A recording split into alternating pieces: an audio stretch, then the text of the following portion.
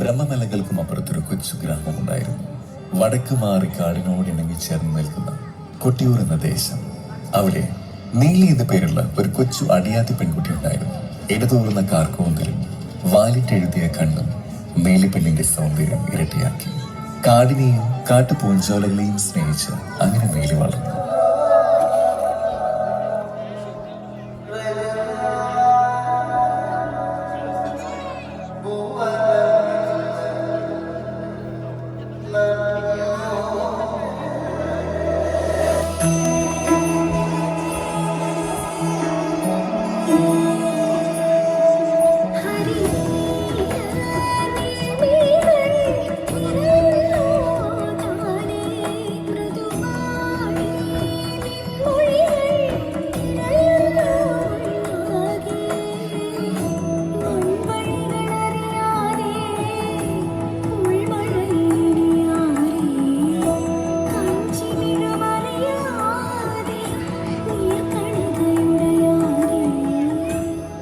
അങ്ങനെ ഇരിക്കുമ്പോഴാണ് നമ്മുടെ സുന്ദരിയായ നീലിക്ക് ഒരാഗ്രഹം.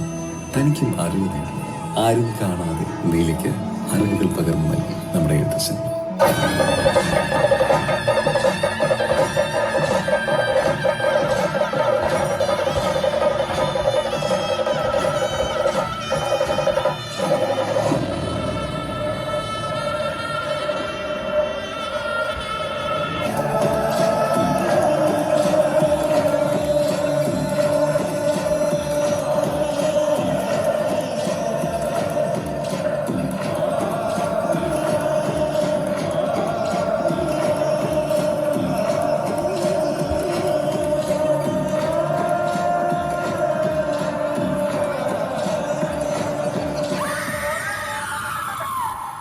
പിറ്റേന്ന് ആ നാടുണർന്നത് നീലിയുടെ മരണവാർത്ത അറിഞ്ഞു.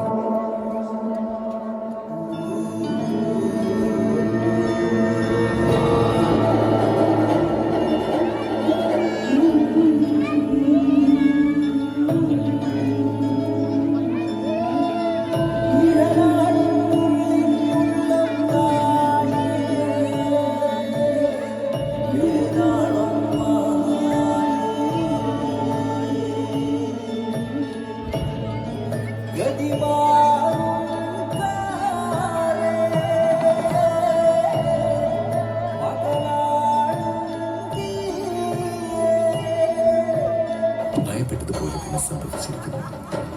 നീലി പുനർജനിച്ചിരിക്കുന്നു.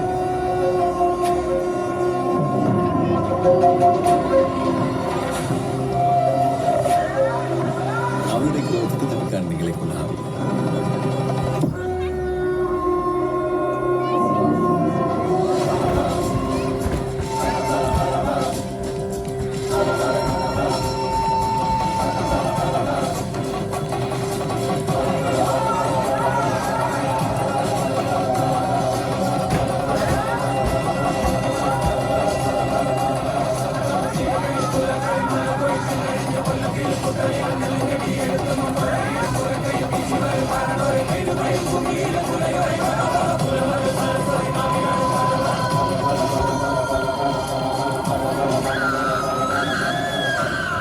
തന്നെ സ്നേഹിച്ച ജനങ്ങളോട് താൻ വലിയ തെറ്റ് ചെയ്തു എന്ന ബോധം നീലിയിലുണ്ട്. കാലക്കാട്ട് നമ്പൂതിരി തന്റെ കൂടെ വരാൻ നീലിയോട് ആവശ്യപ്പെട്ടു. ആ ഘോര വനത്തിനുള്ളിൽ നമ്പൂതിരി നീലിയെ തളിച്ചു.